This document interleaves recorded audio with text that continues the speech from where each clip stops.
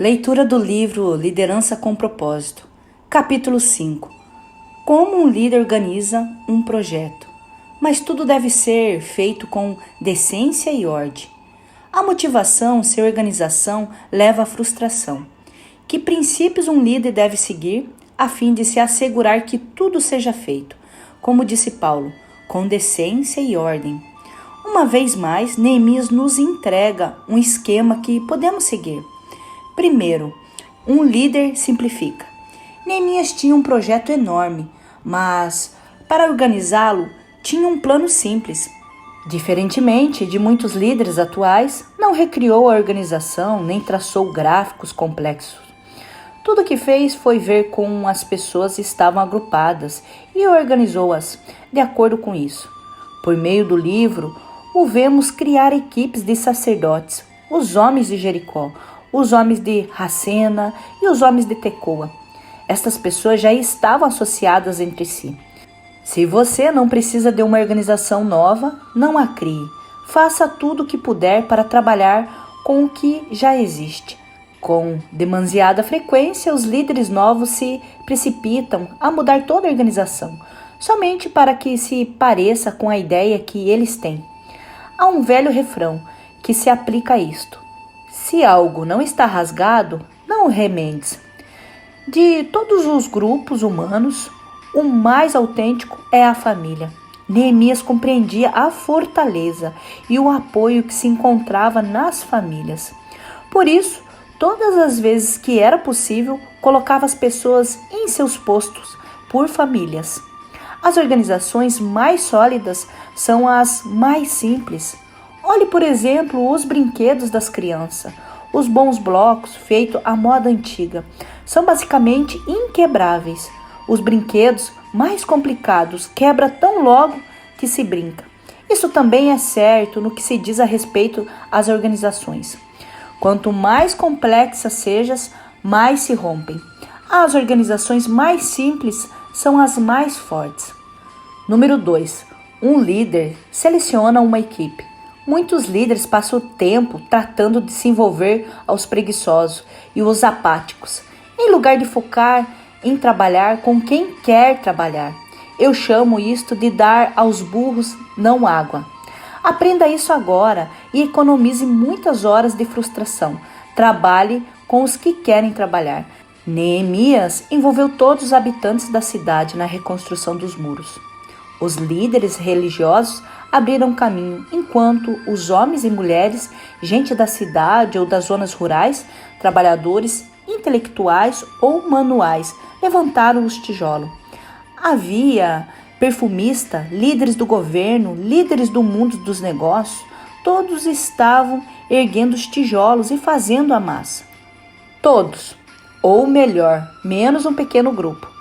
O trecho seguinte foi reparado pelos homens de Tecoa, mas os nobres dessa cidade não quiseram se juntar ao serviço, rejeitando a orientação de seus supervisores. É óbvio que esses notáveis se julgavam bons demais para fazer aquele tipo de trabalho. Erguer tijolos era algo inferior para eles. Não se diz que desculpa deram, mas aonde quer que você vá, encontrará pessoas assim, egoístas, presunçosas, preguiçosas, que se sentem boas demais para trabalhar. Em todos os projetos, há duas classes de pessoas: os que trabalham e os que se esquivam do trabalho. A resposta de Neemias a este que estavam se esquivando do trabalho foi ignorá-los. Não perdeu tempo com as pessoas que não estavam dispostas a trabalhar. Em vez disso, concentrou seu tempo e as suas energias nos que estavam dispostos a trabalhar e ansiosos por fazê-lo. Não perdeu o sono, nem se amargurou, nem perdeu tempo tentando colocar no seu posto as pessoas que não queriam trabalhar. Se você é líder, não deve se preocupar com os que não querem se envolver. Trabalhe com os que querem se envolver. Estes são os que funcionam em equipe.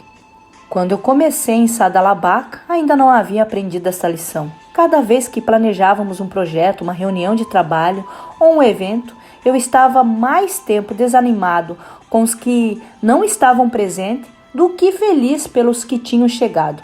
Finalmente, Deus me mostrou que necessito sentir-me entusiasmado pelos que atendem, pelos que querem se envolver. É preciso esquecer os demais. Eles são os que perdem. Isso não quer dizer que não deva amar os que abandonam o trabalho, mas não permita que eles o joguem para baixo. Os líderes amam a todos, mas se move com os que se movem. Concentre-se nos que disserem, eu quero participar. Não perca o tempo com os que inventam desculpa. 3. Um líder delega tarefas. Quando estiver organizado, reparta tarefas específicas. Divida o projeto de acordo com as tarefas a realizar e depois assinale as pessoas determinadas. O que você acha que teria acontecido se Neemias, depois de despertar o interesse pelo projeto, tivesse dito: vocês podem começar a trabalhar onde quiserem? E se ele dissesse: vamos para aquele pedaço do muro, vamos trabalhar todos os dias ali juntos, ao mesmo tempo? Tudo teria sido uma confusão, um caos, os trabalhadores tropeçando uns nos outros. Em lugar de ter um muro, o que obteriam era um desastre. Neemias caminhou ao redor de todo o muro e o dividiu com todo cuidado. É provável que se usasse aquelas cavalgadas de meia-noite para dividir mentalmente o muro em seções. Quando você estiver organizando projetos, mantenha as coisas simples. Trabalhe com os que querem trabalhar e depois lhe dê tarefas específicas. Delegue o trabalho. A delegação de trabalho é outro aspecto difícil da liderança. Pode chegar a ser duro, soltar algo e confiar nos outros. Se no momento pensarmos que Deus, o Deus do universo, nos confia sua obra, talvez nos pareça um pouco mais difícil delegar a nossa. Isso é a chave para o sucesso de qualquer projeto. Veja agora as tarefas que envolvem o trabalho de delegar. Primeiro ponto, divida as grandes metas em tarefas pequenas. Os grandes trabalhos podem parecer assustadores, mas se você os dividir em tarefas menores, torna-se realizáveis. Neemias atacou o problema da construção dos muros, um trabalho tão grande que estava sendo postergado por 90 anos. Dividiu em seções menores. A igreja de Sadalabaca começou com umas 12 pessoas. Eu transformei cada pessoa em comitê de uma pessoa, cada uma com suas responsabilidades específicas. Uma imprimia os boletins, outra recolhia os pratos das ofertas, outra era responsável pela tesouraria, outra cuidava da escola dominical. O fato de cada uma ter as suas próprias tarefas fez com que os esforços de preparar as nossas reuniões de domingo fossem um sucesso. Segundo ponto, desenvolva descrições claras das tarefas. Todos têm o direito de saber o que se espera deles. Terceiro ponto, entregue cada pessoa a tarefa que mais se ajuste à sua forma. Quando se delega um trabalho a uma pessoa errada, produz-se um caos e por trás dele problemas de motivação. Saber delegar significa compreender as tarefas e também as capacidades dos membros de sua equipe, com o fim de pôr as responsabilidades corretas nas mãos dos líderes que melhor as possam desempenhar. Depois de 6 meses de vida, uma de nossas igrejas filiais não parecia ter futuro. Qual era o problema? A questão era que tinha errado na escolha do pastor para aquela congregação. A idade média não era adequada para ele. Nós o transferimos para outra igreja e no final de 1 ano e meio havia boa frequência e crescimento. É necessário ter as pessoas certas no lugar certo, adequado, para que Deus possa abençoar a obra. O que é responsabilidade de todos não é responsabilidade de ninguém. Alguém tem que assumir a responsabilidade concreta de cada coisa. 4. Um líder motiva. Ao seu lado, Gedafas, filho de Harumafé, fez os reparos em frente da sua casa. E Ratus, filho de Razabanéias, fez os reparos ao seu lado. Depois Benjamim e Hassub fizeram os reparos em frente de sua casa. E ao lado deles, Azarias, filho de Mazéias, filho de Ananias, fez o reparo ao lado de sua casa. Depois dele, Binuí, filho de Henadad, reparou outro trecho, desde a casa de Azarias até a esquina do muro. E Palau, filho de Azaí, trabalhou em frente da esquina do muro da torre que sai do palácio superior, perto do pátio da guarda. Junto a ele, Pedaias, filho de Paros, e os servos do templo que viam na colina de Ofel fizeram os reparos até a frente da Porta das Águas, na direção leste da torre que ali sobressaía. Depois deles, os homens de Tecoa repararam outro trecho, desde a grande torre até o muro de Ofel. Acima da Porta dos Cavalos, os sacerdotes fizeram um reparo, cada um em frente da sua própria casa. Depois deles, Zadok, filho de Emir, fez os reparos em frente da sua casa, ao seu lado. Semafas, filho de Secanias, o guarda da porta oriental, fez os reparos. Depois, Hananias, filho de Selemias, e Hanum, filho de Zalaf, fez os reparos do outro trecho. Ao seu lado, Mesulão, filho de Berequias, fez os reparos em frente da sua moradia. Quando você organizar um projeto, permita que exista a ideia de pertença. Ajuste as pessoas a sentir que o projeto lhes pertence. Por toda essa seção das Escrituras, nós encontramos pessoas as quais Neemias colocou para trabalhar em seções dos muros que estavam perto de suas casas. As pessoas trabalhavam com mais dedicação, quando tem um interesse pessoal. Quando alguém permite que exista a ideia de pertence no projeto, as consequências é uma automotivação. Se eu estou edificando a parte do muro que vai proteger a minha casa, vou fazer um bom trabalho. Não apenas isto, mas um trabalho perto da casa. Não estou distante. Economiza tempo, energia, o custo, quanto os desígnios. Pessoas param para trabalhar perto das suas casas. E, ao mesmo tempo, as pessoas sentem-se donas do projeto. Faça com que o trabalho seja mais conveniente possível. Tanto você quanto a sua equipe vão tirar proveito desta forma de pensar. O sumo sacerdote, Eliasibe, e os seus colegas sacerdotes começaram seu trabalho reconstruindo as portas das ovelhas. Eles a consagraram e colocaram as portas no lugar. Depois, construíram o muro até a torre de Sem, que consagraram até a torre da Hananel. A porta das ovelhas era o lugar onde se sacrificavam esses animais para o seu templo, e por isso Neemias designou aquele lugar ao sacerdote, ao permitir que cada um trabalhasse próximo da região de seu interesse. Demonstrou o princípio de organização. As boas organizações permitem que os trabalhadores desenvolvam suas áreas de trabalho. A igreja de Sadalabac foi edificada sobre o ministério dos leigos. Temos um ditado: se você tem uma ideia, o dom e o interesse, então isso te diz a respeito. Toda vez que podemos, permitimos que as pessoas de nossa igreja se sintam donas de seus ministérios. Esta sensação de pertence é um princípio fundamental para a organização e o sucesso de qualquer projeto. 5. O líder promove a unidade. O trabalho em equipe é essencial para realizar qualquer projeto, seja qual for o seu tamanho. Como líder, faça tudo o que puder para trabalhar bem em equipe. Por todo o livro de Neemias, lemos a expressão, a porção seguinte, ou seguinte porção. Ao trabalhar em equipe, bem organizadas, com as pessoas que já se conhecem e já haviam trabalhado juntas, as pessoas se ajudavam e se encorajavam mutuamente.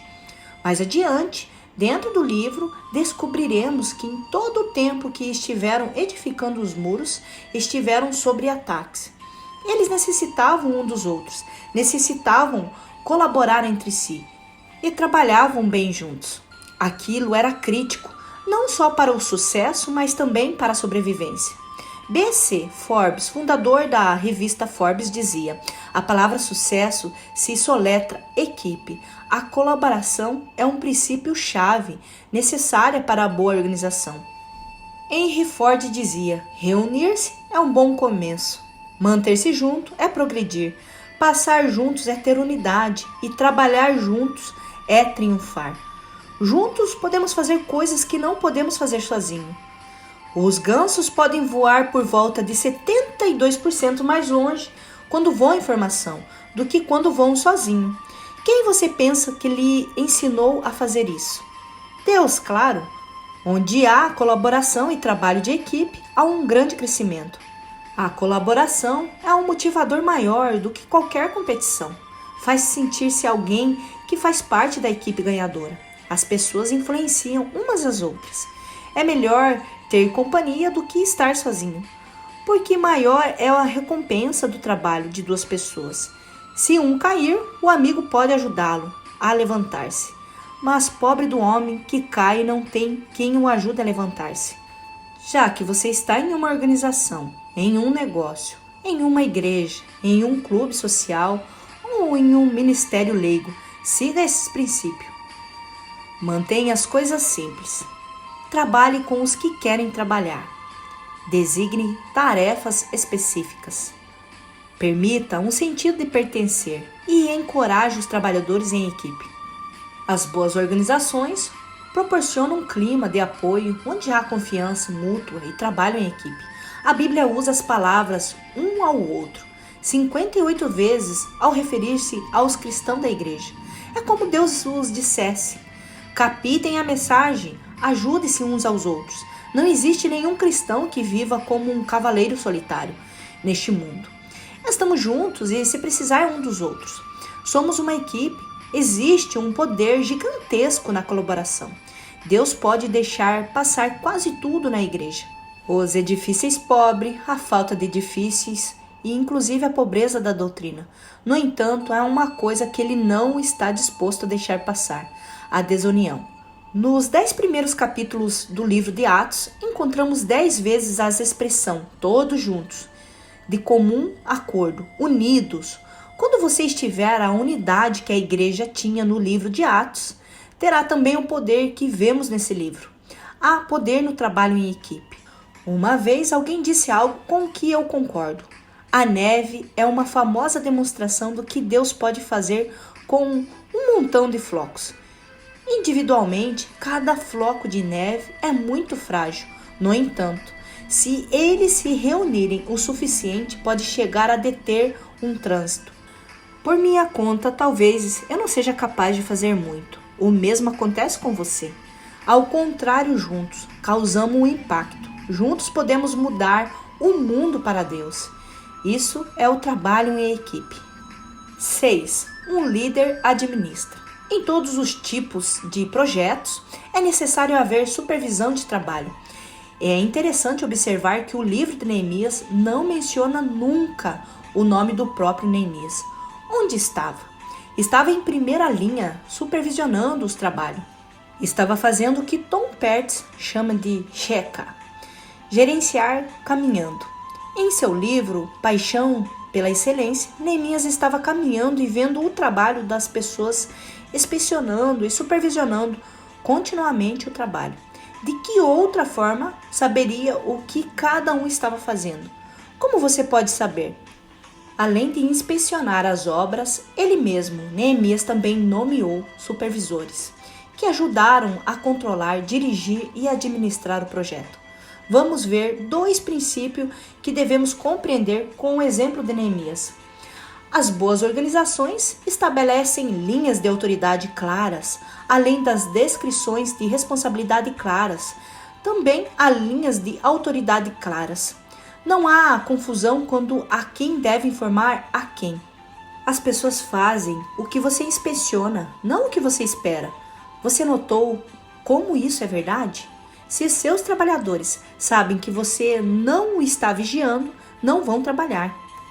7. Um líder agradece. As boas organizações reconhecem o esforço, o reconhecimento do que os outros fazem para conseguir que seus projetos tornem-se realidade, talvez o principal propósito do 3º capítulo de Neemias. Aqui ele apresenta uma grande lista de honra à fé, atribuindo méritos aos que merecem. Quase 3.000 anos depois, talvez não possamos pronunciar os nomes, mas ainda os recordamos. Há algumas coisas que precisamos observar acerca deste princípio de reconhecimento. Neemias o conhecia por seus nomes. Este é um dos sinais de um bom líder. Neemias menciona 38 nomes e lhe atribuía o mérito de terem feito um bom trabalho no muro. Você sabe quem está fazendo um bom trabalho em suas organizações? Se você sabe, eles sabem que você aprecia o que eles fazem? Você faz com que eles saibam? O reconhecimento é um princípio da boa organização. Um ano, estando em Israel, desci à torre onde Davi encontrou as 5 pedras polidas que atirou em Golias. Desta mesma torre, recolhi 5 pedras polidas e trouxe comigo para minha casa. Em Betânia, comprei uma pequena funda de um menino na rua. Quando cheguei em casa, mandei fazer uma placa com as pedras. E a funda está essa inscrição: estou olhando para Golias, ou para o Deus vivo. E coloquei nela o nome de Prêmio para Matador de Gigantes. Cada mês eu entrego essa placa a um membro da nossa equipe que tem enfrentado o maior problema naquele período. Isso não quer dizer que eu tenha resolvido, mas que o tenha enfrentado. Desenvolva a forma de fazer com que as pessoas saibam que estão fazendo um bom trabalho, tal qual fez Neemias.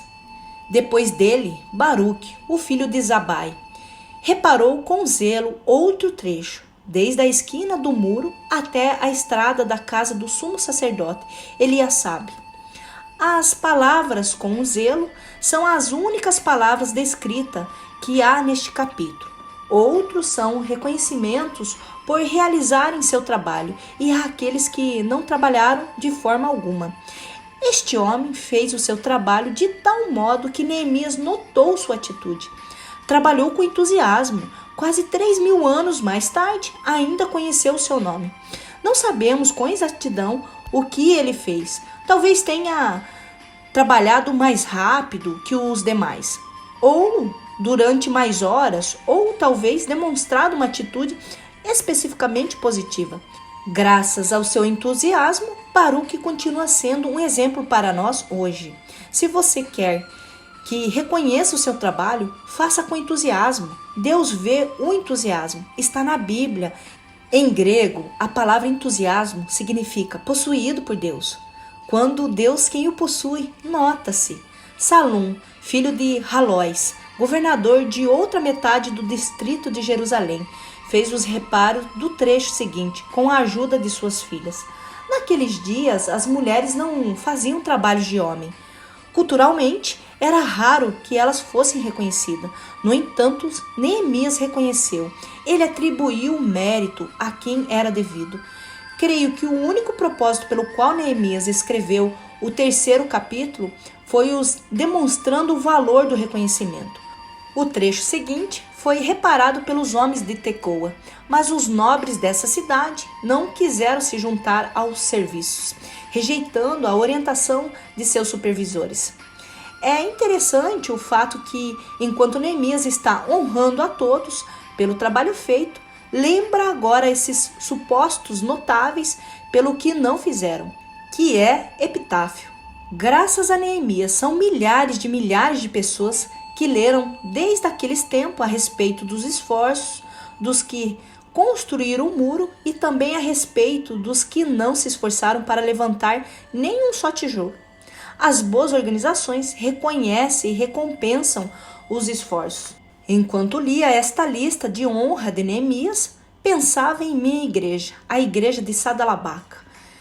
Quem são os que estariam nesta lista de honra? No decorrer dos anos, nossa igreja cresceu tanto que não era-me possível conhecer a todos. E sei que são milhares os que colaboraram e cujos nomes e rosto é possível que eu nunca chegue a conhecer nesta terra. O que dizer a essas pessoas? São muitas as igrejas que funcionam com o princípio do 80-20. 20% das pessoas fazem 80% do trabalho. Isto é certo no sentido físico e também no financeiro e na maioria das igrejas. Não deveria ser assim, porque isso significa que todos os demais estão obtendo algo que não ganharam. Ao contrário de Neemias, não se enraiveceu. por causa dessas pessoas. O fato de elas não terem participado não lhe importunou.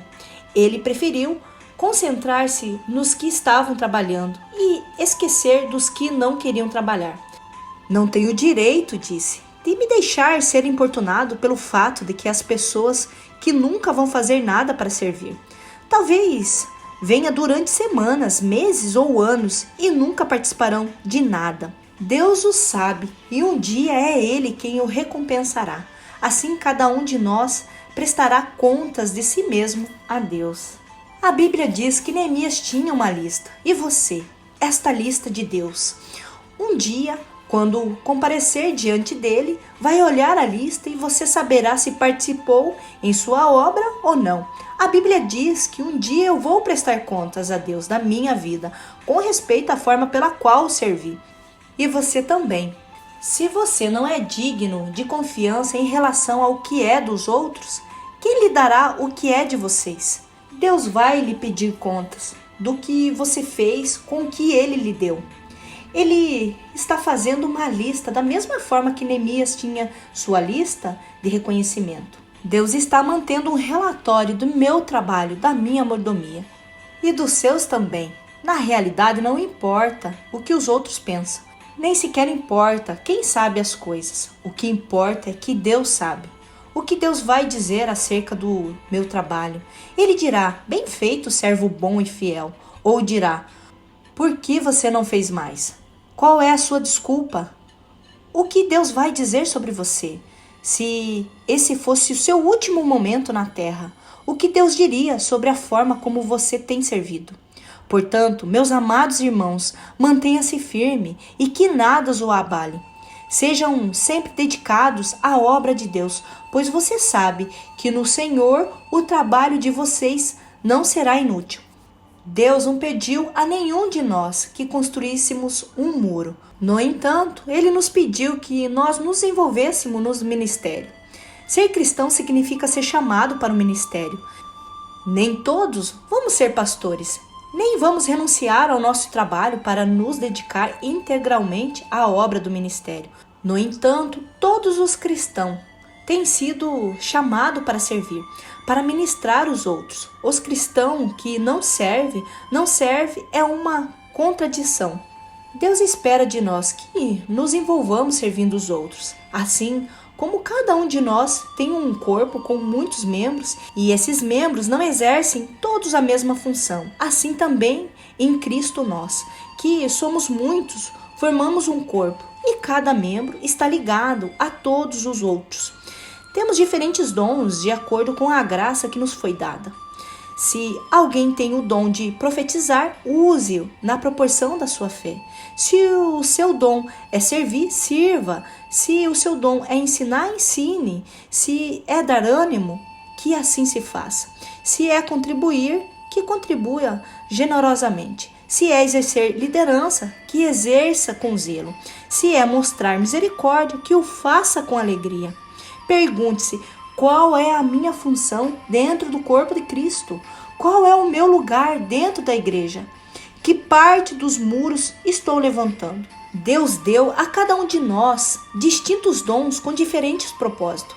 No entanto, não permita que esses dons se interponham no caminho do ministério prático. Não use como desculpa, esse não é o meu dom. Sim, você deve trabalhar no aspecto que lhe interessa. Sim, você deve trabalhar naquilo para o qual recebeu os dons espiritual. Você deve utilizar os seus dons no aspecto fundamental do serviço a realizar. No entanto, Deus também chama para trabalhar além que abraçar os seus dons espiritual. De todos os que estão na lista de Neemias, não há nenhum que fosse construtor profissional de muros. Nenhum deles tinha o dom de colocar tijolos e fazer massa. Havia farmacêutico, joalheiros e ourives. Eram pessoas que trabalhavam com suas mãos, mas quando precisaram dessas mãos para erguer um muro, não tiveram medo de encher essas mãos de calos. Certa vez, conversei com Pete Ducker, um consultor de negócios mais destacado do mundo. Tenho uma igreja cheia de gerentes, disse-lhe. Todos são empregados público e executivo. Não posso lhes pedir que toda semana arrume as cadeiras. Por que não? Respondeu-me. Eles precisam. Qualquer executivo que não estiver disposto a arrumar cadeiras não serve para nada. Todos precisam desenvolver um coração de servo, em vez de ser como aqueles notáveis que diziam: isso seria me rebaixar. Se não houvesse outro motivo, pense no que o povo poderia ler e aprender de você daqui a 3.000 anos. Neemias menciona 3 tipos de pessoa. Estavam os que não trabalharam, os que trabalharam pouco e um que fez o seu trabalho com entusiasmo. Deus percebe há 3 atitudes. Ele soube quem não fez absolutamente nada. Quem fez o que lhe correspondia, notou o que foi além do que lhe correspondia por dever e trabalhou com entusiasmo. Como é a sua participação na obra de Deus? O que Deus está observando a seu respeito? Kennedy Strauch, missionário na América do Sul, fez esta afirmação que se conhecia como o Teorema Strauch. A expansão de qualquer movimento se encontra na proporção direta ao seu sucesso, enquanto mobilizar a todos aos seus membros na proporção direta de suas crenças. Tudo quando possamos dizer acerca do crescimento das nossas empresas, poderemos dizer porque houve pessoas que se interessaram o suficiente para participar delas. Se a igreja de Saddleback não me tivesse superado o que fez há muitos anos, ainda tenhamos entre 50 a 60 pessoas. Em Saddleback, porém, há centenas de pessoas que têm um grande coração. E na sua organização existem muitos grandes corações também. Deus se interessa pelo que você está fazendo, ainda que ninguém mais o perceba. Deus sim o vê e se lembra de você.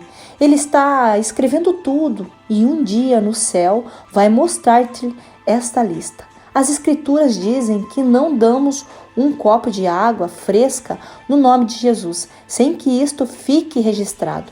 O que você fizer no nome de Jesus lhe será recompensado na eternidade. Este impressionante princípio é uma ilustração na verdade que lhe se afirma na palavra de Deus. Toda a escritura é inspirada por Deus e é útil para o ensino, para a repreensão, para a correção e para a instrução na justiça, para que o homem de Deus seja apto e plenamente preparado para toda boa obra. Até em uma passagem que não passa de uma lista de 38 pessoas, e eles fizeram num muro há 3.000 anos, podemos observar que estes princípios de organização são para todos os tempos. Talvez você esteja em um cargo de liderança ou de administração em algum lugar e consiga ver de imediato a forma de aplicar na sua organização estes 7 princípios. No entanto, para a maioria de nós, acho que a mensagem é que Deus vê tudo o que se faz em seu nome e se interessa o suficiente para notar tudo o que ele vê. Considero que um cristão que não serve, não serve. Não compreendo como uma pessoa que pode entender o que Jesus Cristo fez por nós, o tamanho do seu sacrifício por nós, e nunca lhe querer desenvolver nada. Creio que Deus está falando com você. Talvez você possa ouvi-lo. Você precisa achar um lugar onde servir. Existe um bom número de coisas que estamos fazendo neste momento que não vão significar nada daqui a 10 anos. Neste momento. Sim, convido você a juntar a maior das causas do mundo, o reino de Deus.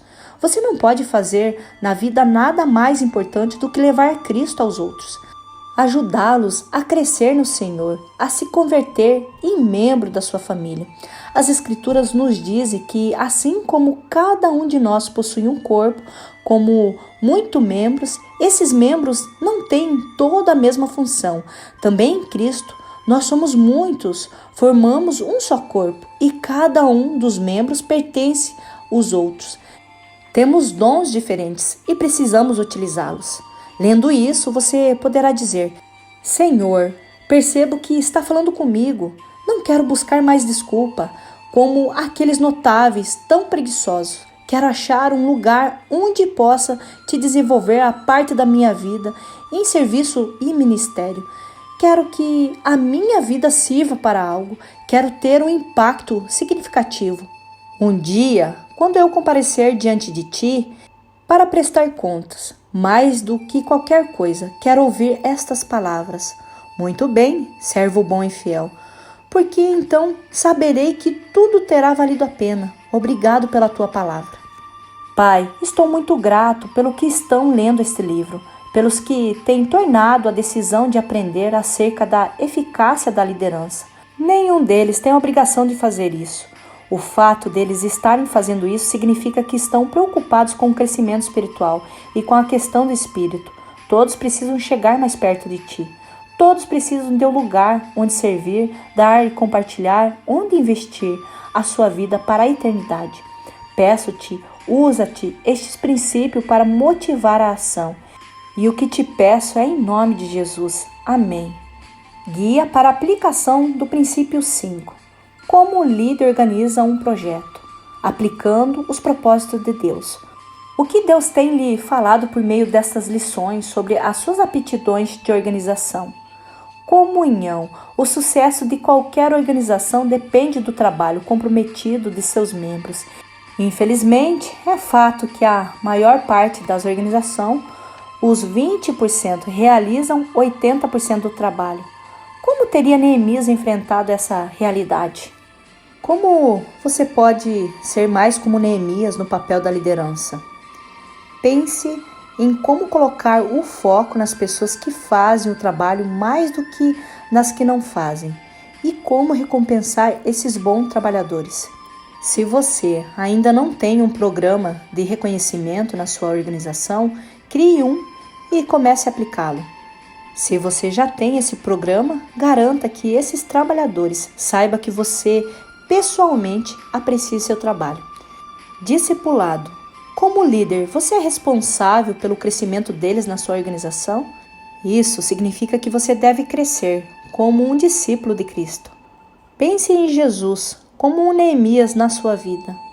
Como ele aplica esses 7 princípios no seu crescimento? Você é um participante entusiasta?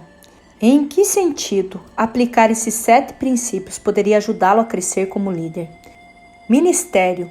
As pessoas florescem quando servem as áreas que podem tornar suas.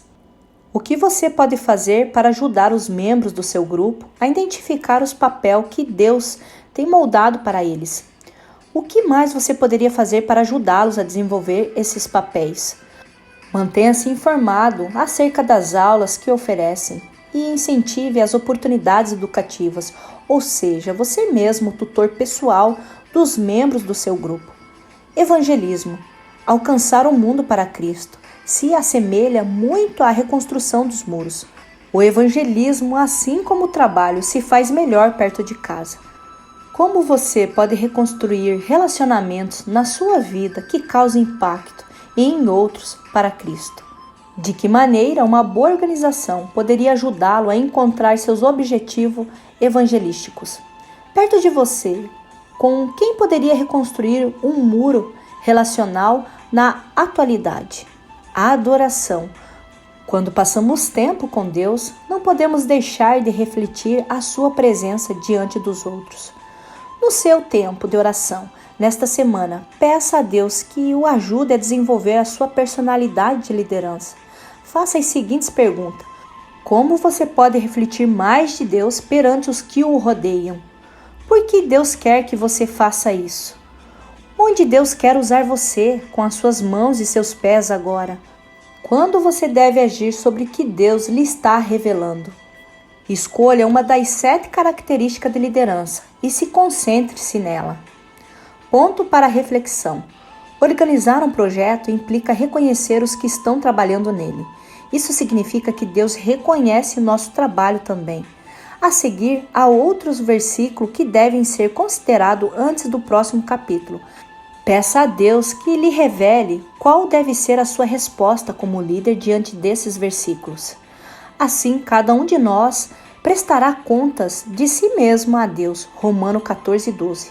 Portanto, meus amados irmãos, mantenha-se firme e que nada o abale. Sejam sempre dedicados à obra do Senhor, pois vocês sabem que no Senhor o trabalho de vocês não será inútil. 1 Coríntios 15:58.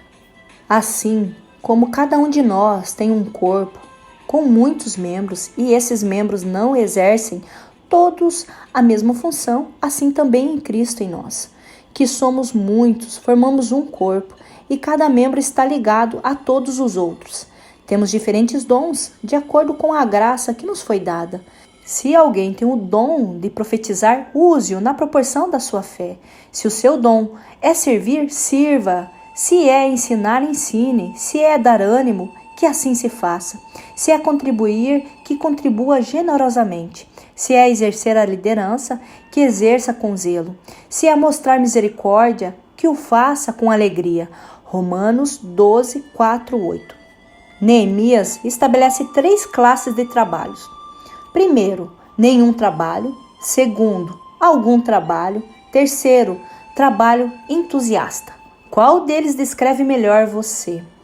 Vamos fazer agora esses pontos de reflexão e assim nós encerramos o 5º capítulo. Deixe nos comentários qual foi a maior lição desse capítulo, o que você aprendeu aqui hoje.